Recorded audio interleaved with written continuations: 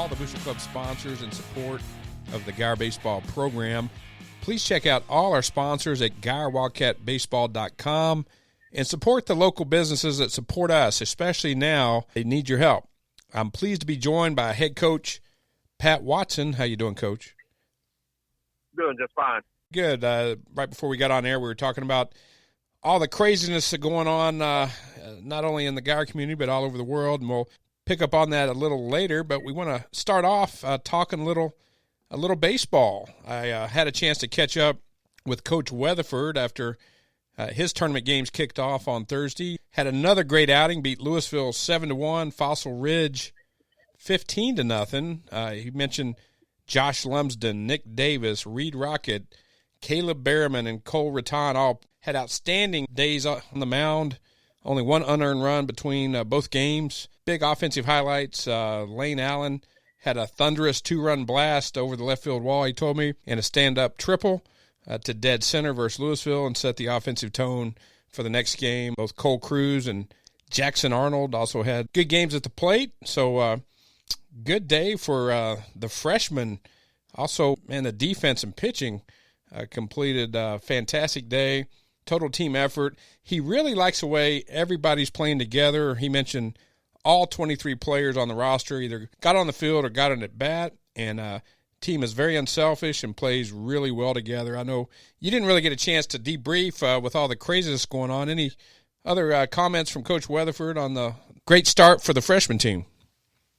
No, right now they're sitting at 7-2, and a couple of one of their losses was against the JV team, and as I said last week, it's a very talented class. It's a class that it's deep in all positions, and we just look forward to seeing them mature over the next couple of years. You can basically project a couple of years down the road what it might be like, and they definitely have talent. I will tell you that much. And, especially going over there in the tournament, they were supposed to possibly play 5 games this weekend. And unfortunately, they got in the first 2 and went 2-0. And like I said, it brings their record on the year to 7-2 right now. And catching up with Coach Hobbs on the JV team, both games as well. I mentioned Trevor Hunter pitched another good game in game 1. Offense really stepped up and came alive in the first game as well, winning 14-0. Colin Parks hitting a grand slam. Boy, that's got to be a lot of fun for any player. And game 2, they win 7-3. Jake Ambrose hits a 3-run homer. Jake also, from behind the dish, threw out 5 base runners that were trying to deal against your Guyer Wildcats. Boy, that's an impressive outing as well for your JV squad. Yeah, and the other thing is we took 3 of their JV baseball players this week to have on our varsity roster because district play was starting up on Tuesday, and those 3 were their 3 pitchers that we took to possibly work in on Saturday games because, like I said, we got with the pitch count limits with the UIL and district games that were supposed to start up on Tuesday, we had to manage pitch and load. And so we had some of those guys with us on Thursday as well. So, that brings right now the JV is sitting at 8-2 on the year. And one of their losses was South Lake with a 3-2 loss in the last inning, and the same way with Coppell losing 1-0. So they're very competitive on the year. Well, Coach, you knew going into the Highland Park tournament, we talked about it on last week's show, it can be some really tough competition. You start Thursday afternoon against Georgetown. Nate Hokinson, one of your returning starters, he was in relief last year, but gets a start, and you battled, but came up just a little short, 7-6. Your team had 7 hits with a big home run from Garrison Brandt in the first inning to set the tone. He ended up 2 for 3 for the day. What were your observations from the Georgetown game? Georgetown, they're a Class 5A team from down around the Austin area.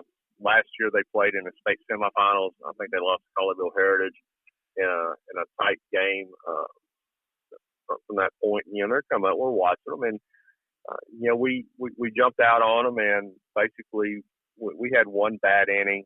A couple things. We self-inflicted some of the wounds on ourselves, and things that are correctable.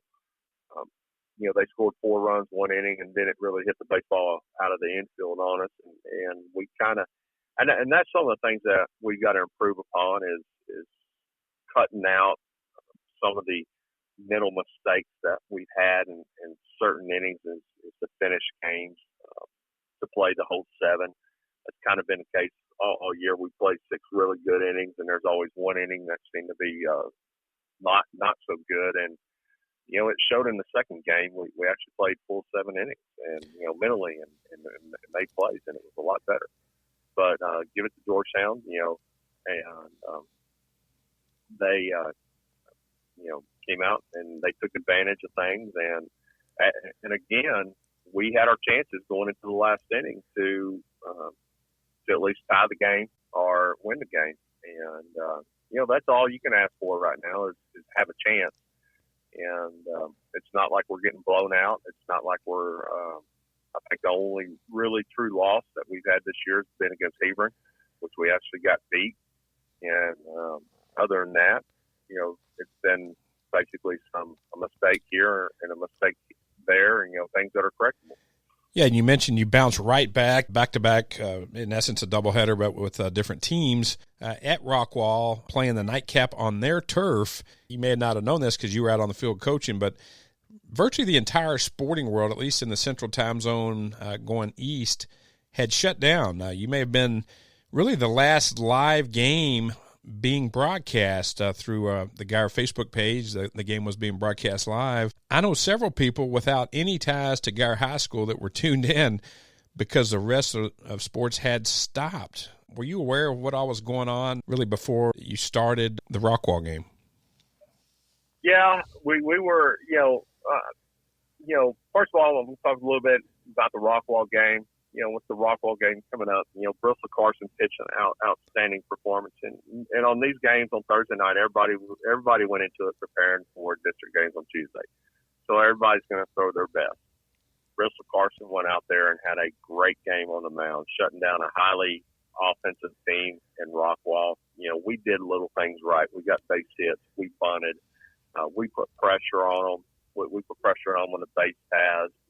And, it had a feel of a district game. And it also, as the game was going on, both teams knew that it was the last game for a while, that it could be the last game this season. Hey, Rockwall had a massive crowd there. I don't know if it's due to just their community, but it did. You're right. It felt like a district matchup. The stands were packed. And, one thing about Rockwall, they had an 8-1 lead over a very tough Capel team and ended up giving that lead up. So, they were a little bitter and a little hungry to come back out and beat your Wildcats. Yeah, they say their best. Their best ones for us on a 6:30. It's a 6:30 game. It's under the lights. It's where the community, their community supports their baseball program real well, and we knew that we were going to see their best. And our guys stepped up to the challenge, and it was a huge win for us to beat them at their place with the way that we did it. We basically dominated the whole baseball game in all parts of the game on hitting, the base running, the fielding, pitching, and so on. At their home field, and it was a good way to end on this little break that we're having right now from that point. And so, I know that earlier on, to go back. Rockwall told me it was basically in the second inning. Coach Barry Rose said, "Hey, we're done here for the rest of the tournament at our place." But their AD had shut everything down, and then I think it was 2 innings later, I got a text as well saying that all Denton ISD athletic activities were being suspended after tonight's game. And so it became then a point of, I didn't tell the kids, and I don't know if he told his kids or not either. But we kind of knew, we treated it as a, go out on top. If you're going to go out, let's not have any bullets left.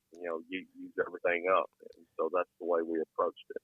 Yeah, Bristol Carson, like you mentioned, pitched to Jim and looked like he wanted to come back out to finish it in the 7th. But I noticed y'all had a little conversation. Did he have to convince you to come back out in the 7th? Was there? I think he had a real low pitch count, and then you looked like you were a little reluctant, but then a big smile on your face. He comes back out, gets it first out, and then Carson Osmer, like you said, you didn't want to leave anything in the tank. You bring another one of your starters out to finish it. Osmer gets the last 2 outs, and I think touched 90 perhaps on a couple of his fastballs. Yeah, we looked at the velo. We chart Bristol's, or we chart all of our pitchers' velo throughout the game, and we could see it was coming down a little bit, and he's getting up around 80-something pitches, so it means that the legs are getting tired, and he gave up 2 hard base hits back to back after striking out the first guy of the inning. But it was top of the order. I go back, maybe I should have left him in a little more. But it's also a case at times you go back and as a coach you're going, do you really want to let him get in too much trouble and let damage happen, or do you try to stop it right away? And knowing that we had another big bullet left, and knowing that we were shut down for time being, you don't want to lose, go into a game and lose momentum, lose a lead, knowing that you had a bullet sitting there in your belt. And so that's why we decided to go to Osmer in that situation.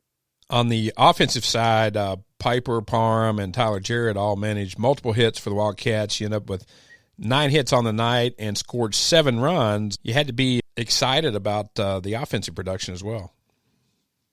Yeah, it was a good, throughout. Their pitcher was really good. The best thing is we took we hit the ball hard at the opposite field and up the middle, and we got away, and we laid down some bunts, and we made guys throw, and it was good for us in that aspect to play our type of baseball that I know that we will have to have in a district baseball game from there. So overall, it was a good W. The guys walked out, got on the bus. Everybody was fired up and pumped up, from that portion. Yeah, great win. One thing that stood out, if I recall, the at-bat Mitch Lucero had, he was down in the count, I think 0-2, battled back, took a couple balls, fouled a couple balls off, then hit a laser, I think, off the bottom of the wall to left center that I think knocked in a couple runs. Boy, that was, really kind of stretched out the lead. And then also Tyler Jarrett with a slash hit. He squared up to bunt and then had a nice slash, I think, over the shortstop's head. A bunt for a single. Some of the things that I know you've been working to execute on in practice that kind of came to fruition in the ballgame. Yeah, Mitch, he was supposed to lay down a bunt a couple of times and gave him a chance, because I knew going into it right then, Bristol's throwing up, he has a no-hitter going through 4 innings and everything, and it's going to be one of those games where it's going to be, my thought was it's going to be a 2-0, 1-0, 3-1 baseball game, and any run that you can get is really important. And Mitch battled from being down 0-2 and, stretched the count out to 2-2 and fouled off tons of pitches. And finally, somebody's going to make a mistake, and the pitcher threw one over the middle and he did what he needed to do and laced a double to left center field. Tyler Jarrett had a slash read. We have a different, at times that we have 2 different bunts on. We got one that's a read and one that's a true bunt. And I gave him the read, and their third baseman came crashing down, and Tyler pulled back and slapped it to left field. Great execution there. And Coach, we may resume. Last thing I saw, we may resume play as early as March 30th. Do you expect any updates this upcoming week, or will the athletics office and UIL be shut down all week as well? We'll go back to Thursday. On Thursday, before the guys left or before we took BP, I brought them all into the team room, and I told them, because I had a sinking feeling that things were going to happen, that I've been keeping up on the UIL website, and they had canceled a couple of UIL academic state activities, and the state basketball tournament was going on, and I figured that they're wanting to get the state basketball tournament finished, and after the state basketball tournament is finished, that they'll shut everything down for the time being.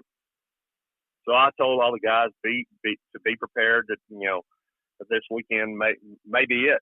And it has happened before where the UIL shut down for a time period where there were no baseball games. It goes back to 2009. I gave them that example, and I told them an example of once they say we can play, we're playing the next day, and we won't be able to practice or anything, and games get backed up, and you got to be ready to go. So that whole day, me and Coach Farm talked about it. We'll get on the bus, we're driving there, we're keeping up with different things. We see this is, NHL had been canceled after NBA had been postponed and everything, and NHL did it. Yeah, it wasn't looking good. Ivy League had done it as well. And we're just on the bus, just going, please don't let us get a call saying come back home or anything. Well, before the Georgetown game, our guys are doing our arm care and everything, and we're seeing they're keeping up with different things, and we noticed that the UIL had shut down the state basketball tournament. So when they shut down the state basketball tournament, it was about 30 minutes before our game with Georgetown. Me and Coach Parham knew this is it. I mean, they're not going to let us keep playing throughout the weekend, I thought, and everything else, and shut down the basketball tournament. We went into that point, and I didn't tell the boys anything like that because I already talked to them and said, hey, let's go play. But like I said, during the Rockwall game, Rockwall was told, and I got the text from our Coach Florence from our athletic department stating that today or that Thursday was going to be the last day to start. The state of Texas, yesterday was the official last day that softball and baseball could play with the UIL. Our school district shut us down on Thursday evening, as well as a lot of different school districts around up here in the Metroplex. Yesterday, we received a message from the UIL stating that, the season could resume, I think it was March 30th. And the big point down at the bottom that we read, and I sent this out to the player, to the parents yesterday, if you read through everything, was a game limitation a week. Is are we going to be able to get all our district games in if we're able to get back and start? And the answer is yes, mainly because the UIL has a game limitations per week, meaning that we can only play one game on a school night, Monday, Tuesday, Wednesday, or Thursday night, and that's it. Friday and Saturday is unlimited. Well, that has now been waived by the UIL, which means that we can play a district game on a Monday night, we can play it on a Tuesday night, we can play it on a Wednesday night and Thursday night if need be. So what that's going to mean is if the season starts back up, there's a good possibility, because we're missing 4 games right now, that we're going to have at least 3 district games per week, 3 to 4 district games per week. And, what that does is the teams that have the pitching and the most depth are going to be the ones who benefit the most. Right now, it's a wait and see. Denton ISD has shut us everything down for the next week. The UIL did say that it's up to individual districts as to whether or not, you can still practice and everything, but they are all shut down. The district baseball coaches yesterday, because I sent a text message out to our district baseball coaches that were in on Thursday night and said, hey, we're shut down, just to give them a heads up, just be courteous. And then text came in yesterday from Keller ISD, and Keller ISD, Northwest ISD, and Carroll ISD are all shut down to not be able to do anything until the 30th as well. So right now, it's a wait and see portion. The hardest part, is not knowing, but the easiest part too right now is knowing at least the UIL did not shut us down for the whole year. There is still light at the end of the tunnel. It gives us a carrot to go chase, which is good. It gives everybody a little bit of hope, and that's all we can ask for. It would have been devastating if they said our seasons are done and baseball season's over. It's been hard. It's the right decision for everyone's safety. I don't think anyone's arguing that. And, you're in constant communication with all your players, with group text and other things. Any message for them this week while they're kind of quote-unquote on their first spring break in many years, work out on their own, any off-campus facility use, things of that nature?